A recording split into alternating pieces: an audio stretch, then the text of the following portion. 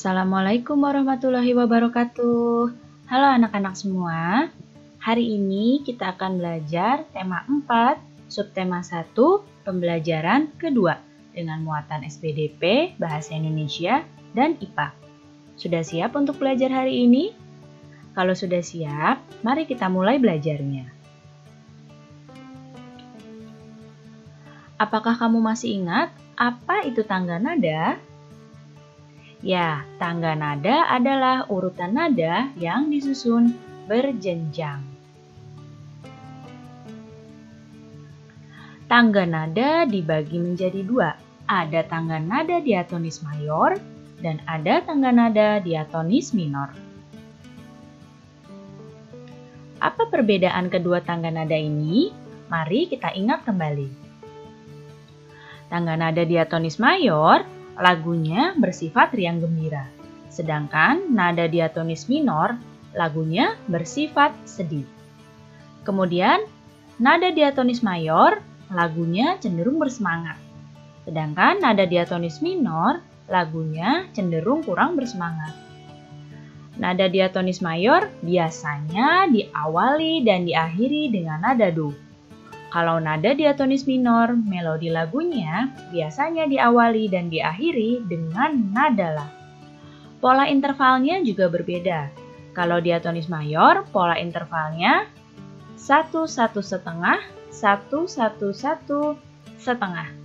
Kalau diatonis minor, intervalnya 1 setengah, 1-1 setengah, 1-1. Jadi ini adalah perbedaan nada diatonis mayor dan nada diatonis minor. Sudah ingat kembali ya? Nah, lihat di sini. Teman kita memiliki sebuah pantun. Disimak baik-baik pantunnya.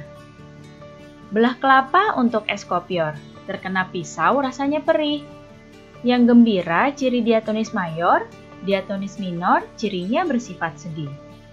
Nah, kemarin kita sudah mulai belajar tentang pantun. Nah, sekarang kita akan masuk tentang ciri-ciri pantun. Nah, pantun itu bersajak ABAB. Ciri yang pertama. Ciri yang kedua, satu bait pantun terdiri atas 4 baris. Kemudian, ciri yang ketiga, tiap baris terdiri atas 8 sampai 12 suku kata. Ciri yang keempat, terdiri atas 2 bagian, yaitu sampiran dan isi. Nah, sekarang perhatikan pantun berikut ini. Ambil baju dalam lemari. Lama tak dipakai jadi longgar. Berolahragalah setiap hari, badan jadi sehat dan segar. Nah, dilihat baik-baik pada pantun ini. Nah, satu bait ini terdiri dari 4 baris. Jadi, yang ada di hadapan kalian ini adalah satu bait pantun yang terdiri dari 4 baris. Ini baris yang pertama, ini baris kedua, ini baris ketiga, dan yang ini baris keempat. Sekali lagi, diperhatikan panahnya. Ini adalah satu bait pantun yang terdiri dari 4 baris.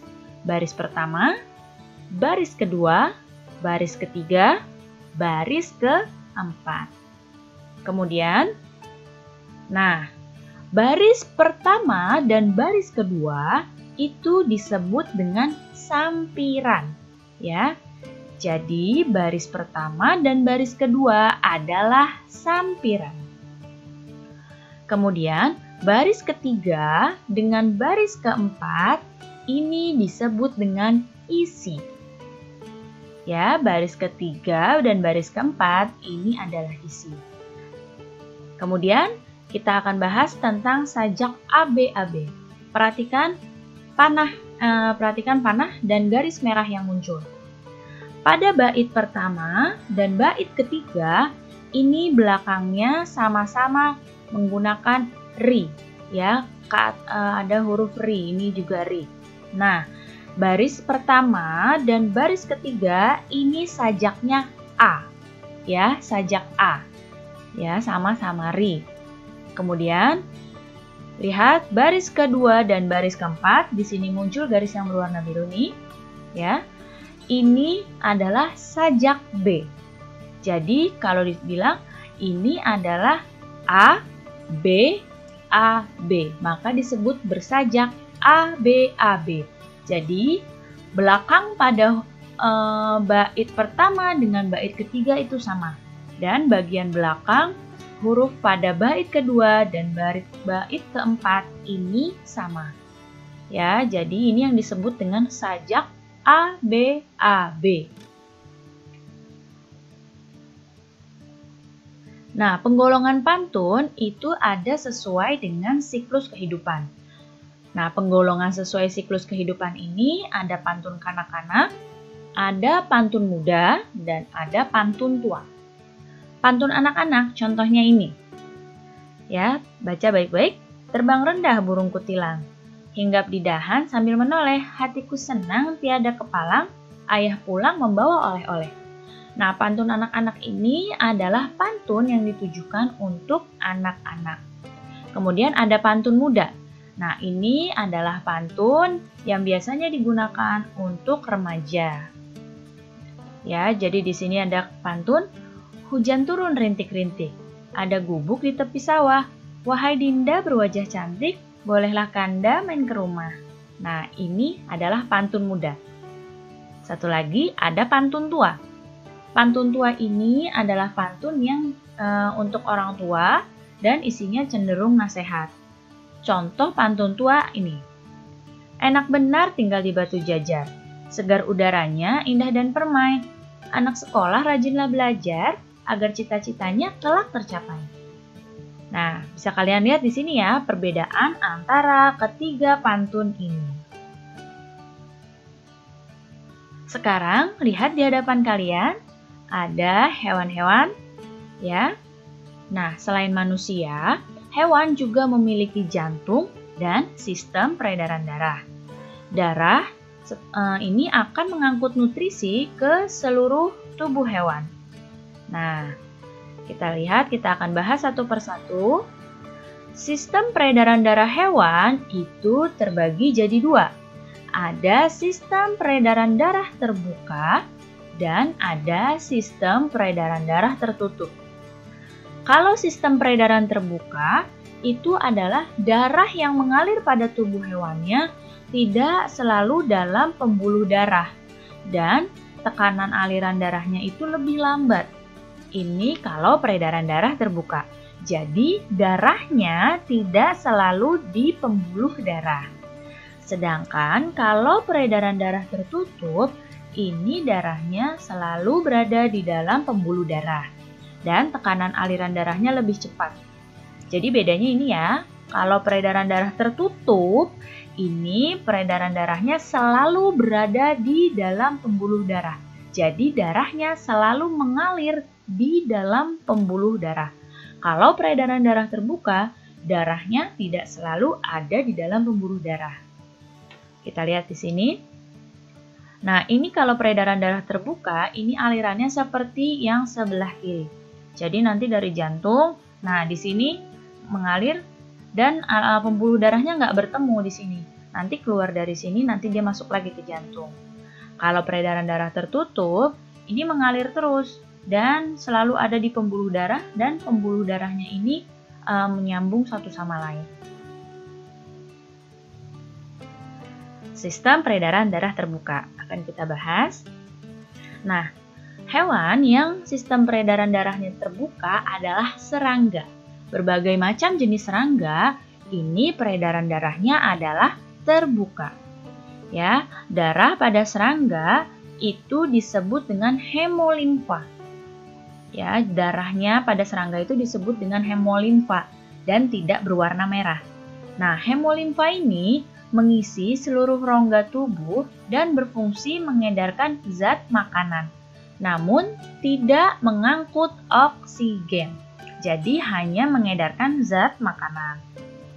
Kemudian, struktur jantung pada serangga ini masih sederhana, sehingga disebut dengan jantung pembuluh. Ya, jadi jantungnya disebut dengan jantung pembuluh.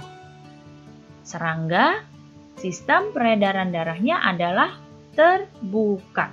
Mau belalang, kupu-kupu, kumbang, dan berbagai macam serangga itu peredaran darahnya adalah terbuka. Kemudian sekarang peredaran darah tertutup. Peredaran darah tertutup ini yang pertama adalah burung dan mamalia. Mamalia ini adalah hewan yang menyusui anaknya seperti kucing, sapi, kambing, kemudian kuda, kemudian kelinci. Hewan yang menyusui anaknya ya dan melahirkan ini adalah hewan mamalia. Nah, kalau hewan mamalia ini sistem peredaran darahnya ini sama dengan manusia. Jadi, jantungnya ini memiliki 4 ruang, yaitu 2 serambi dan 2 bilik. Ya, burung dan mamalia jantungnya nih punya 4 ruang, 2 serambi dan 2 bilik. Sekat antar ruang jantung juga sempurna, sehingga darah bersih dan darah kotor itu tidak tercampur. Darah bersih adalah darah yang mengandung oksigen, dan darah kotor adalah darah yang mengandung karbon dioksida. Karena sekat jantungnya ini sudah sempurna, jadi darah yang mengandung oksigen dengan darah yang mengandung karbon dioksida ini tidak akan tercampur. Dan alirannya juga sama seperti aliran pada manusia. Ya, ini untuk burung dan mamalia. Jadi punya 2 serambi dan punya 2 bilik. Aliran darahnya juga sama, ya. Kemudian selanjutnya ada reptilia. Reptilia ini adalah hewan yang melata. Nah, reptil ini juga sistem peredaran darahnya tertutup. Reptil juga sama, punya 4 ruang jantung dan punya 2 serambi dengan 2 bilik. Akan tetapi, sekat antara bilik kiri dan bilik kanan itu belum sempurna. Pada jantungnya ini, bilik kiri dan bilik kanannya ini sekatnya belum sempurna, sehingga masih terjadi pencampuran antara darah yang banyak oksigen dengan darah yang banyak karbon dioksida. Apa contohnya reptil? Contohnya seperti buaya, kemudian ular, kadal, biawak, bunglon itu adalah reptil. Jadi punya 4 ruang juga, tapi sekat antara bilik kiri dan bilik kanan belum sempurna. Kemudian selanjutnya amfibi. Amfibi adalah hewan yang hidup di 2 alam. Nah, hewan amfibi ini punya sistem peredaran darahnya juga sama ya, tertutup. Jantung amfibi ini punya 3 ruang, yaitu ada 2 serambi dan 1 bilik. Jadi darah yang banyak oksigennya bercampur dengan darah yang banyak karbon dioksidanya di bilik. Nah, kemudian darah yang banyak oksigennya ini dipompa ke seluruh tubuh, sedangkan darah yang banyak karbon dioksidanya ini dipompa ke paru-parunya amfibi. Selanjutnya adalah ikan. Nah, ikan ini jantungnya punya 2 ruang, hanya punya 2 ruang ya. Dan juga ikan memiliki sistem peredaran darah tertutup. Nah, apa saja 2 ruangnya? 2 ruangnya itu adalah 1 serambi dan 1 bilik. Jadi, bilik nanti memompa darah ke arah insang untuk mengambil oksigen, lalu diedarkan ke seluruh tubuh. Jadi, darahnya pertama ke arah insang dulu. Kemudian untuk ambil oksigen, diedarkan ke seluruh tubuh.